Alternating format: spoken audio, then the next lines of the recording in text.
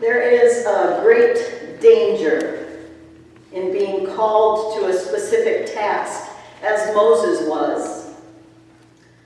You remember he heard God clearly in that burning bush, and he knew he was called to set the Israelites free from the slavery imposed upon them by the Egyptians. And he did that. He went back time and time again through plague upon plague and death until the Pharaoh finally let the people go. He led them through the parted waters with the Pharaoh's army following closely behind. He listened to them complain when the journey got difficult. And now here he is, just before God gives them those 10 commandments, sitting as judge, trying to settle every conflict within the community, trying to guide every decision, interpret what God would want from them. And wisdom comes to Moses again. A message, not from a burning bush, but from the lived and shared wisdom of his father-in-law. Moses, you're trying to do too much. To be too much. Control too much. You're going to burn yourself out. So often we think of leadership as the ability to do it all. But if we really think about it, there are some major drawbacks to that system of leadership, to that belief about leadership. First, as in our story today, there is no one person, no one human being who can or should do it all. If everything centers around one leader, then the whole community is limited to only what that one person can do. When the leader has hit top capacity of energy, top capacity of physical strength, of vision, of inspiration, of emotional well-being, then the health of the community begins to fade. And heaven forbid, should that leader become unable to continue in leadership, the community has to start all over. There's nobody trained to take over.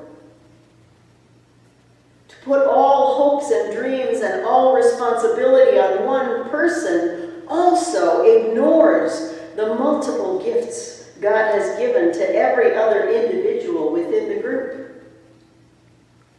Moses had a particular set of gifts to lead the people as far as he did. But who else in that group had untapped potential as Moses tried to do it all? Whose mind was it that just naturally was able to find solutions to all of those complex conflicts that were coming his way? Who among them had that calming spirit that could put people at ease, release tension in a room simply by their presence? Whose skills, whose gifts were falling into atrophy because Moses was trying to do it all? And then when I think about it, there is a third major drawback to a community which places too much authority and too much responsibility with one person or one small group of people. We have seen it many times.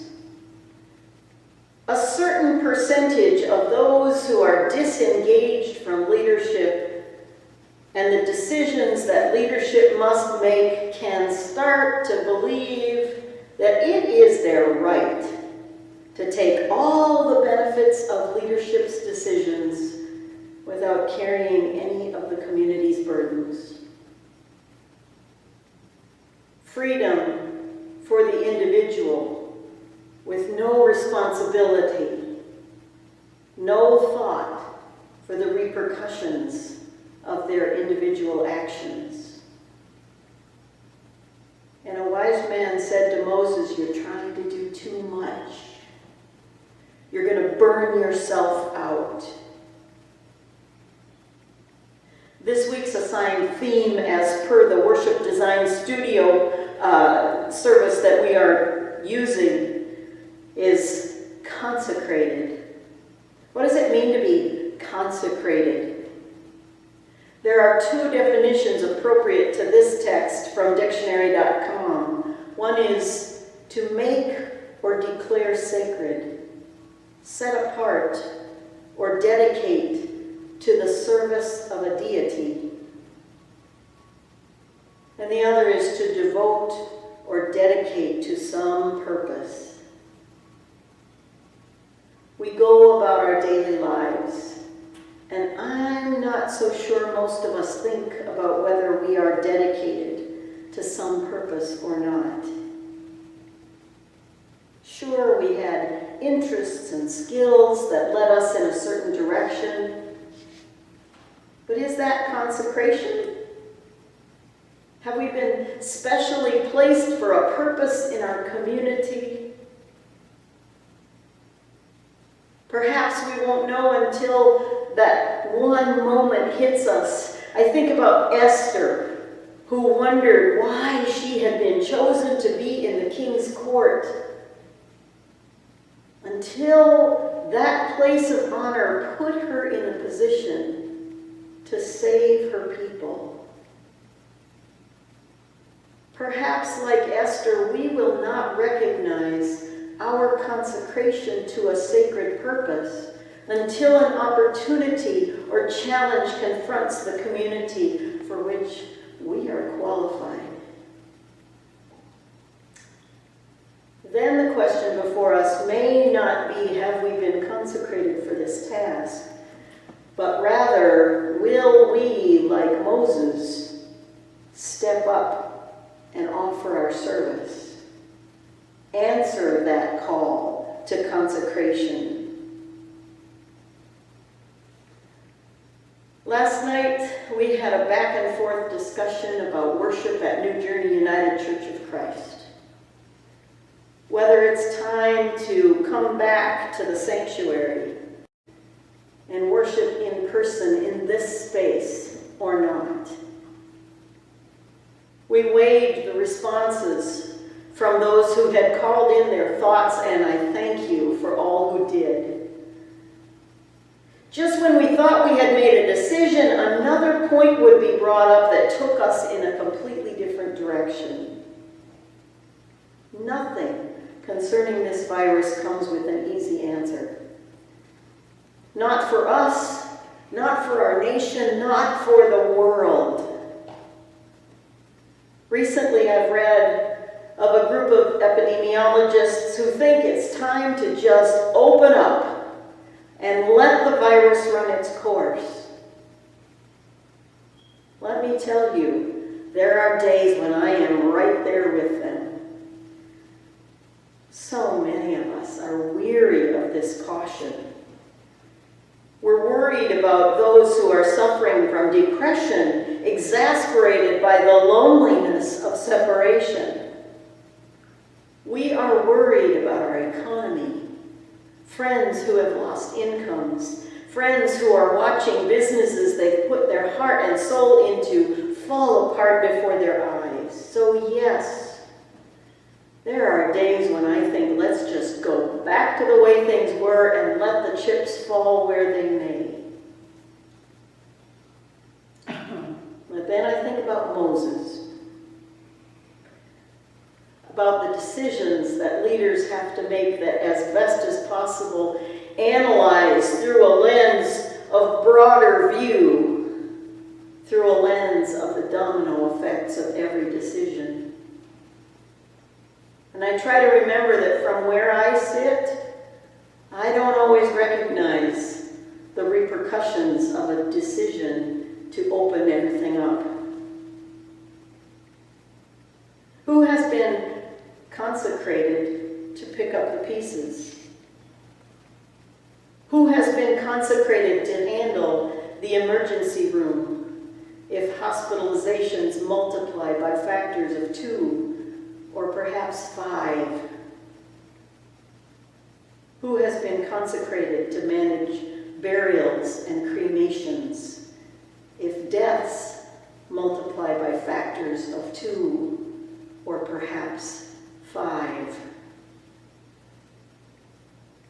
Is depression exasperated by loneliness worse than depression exasperated by the sudden loss of a loved one?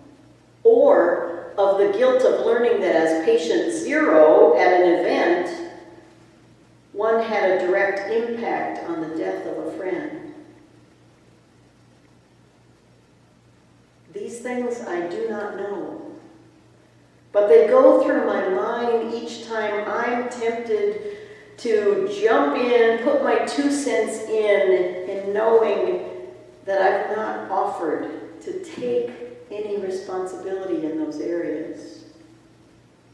I have not offered my consecrated gifts for the betterment of the whole in ways that would make that all better.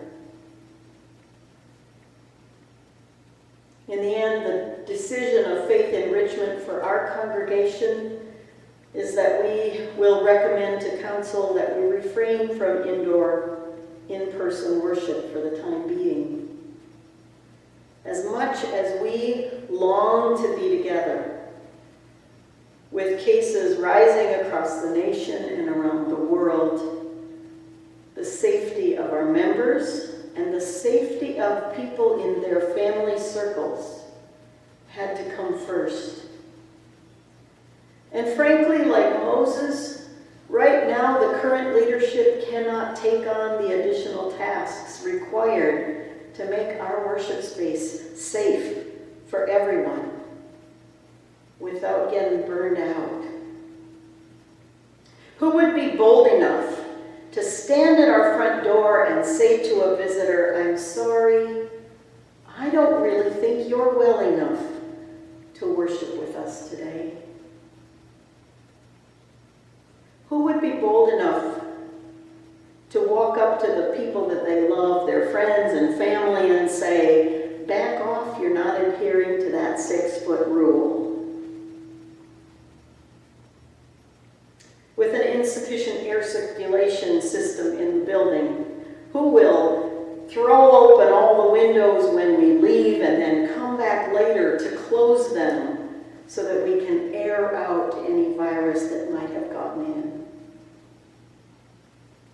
Who will remain after worship, sanitizing all the surfaces that have been touched? Maybe there are people out there. Maybe, but it wasn't happening with the leadership right now, at this time. Have you been consecrated? Perhaps in this time of COVID, you have all you can manage to just put one foot in front of the other. And if so, know that you are loved and you are cherished. Know that God is with you. Know that God will be with you whatever lies ahead for you. But perhaps you're one of those people who are feeling just a bit of restlessness with all of this. Perhaps you need an outlet. Perhaps that restlessness is there to reveal your consecration. Is there someone you miss seeing at church? Or in your place of business? Pick up the phone and give them a call just to let them know that you're thinking about them, and don't be afraid that they don't want to hear from you. Don't be afraid that, oh, they must be busy right now, so I'm not going to make that call, which is what I tend to do until I forget and it's midnight and I think, oh, maybe I should call them. Just give them a call. They probably have an answering machine and they would love to know that you are thinking about them and worried about them? Is there a charity that you've been worried about? Call and ask what they need most right now and see if there is a way that you can be of help. There are so many other ways to help, to reach out, to be together without being together physically. We will get through this together. We will come out on the other side stronger and more vibrant if we are willing to work together with grace, with humility, utilizing the gifts that God has given to each one of us. Blessed be the journey that lies ahead. Amen.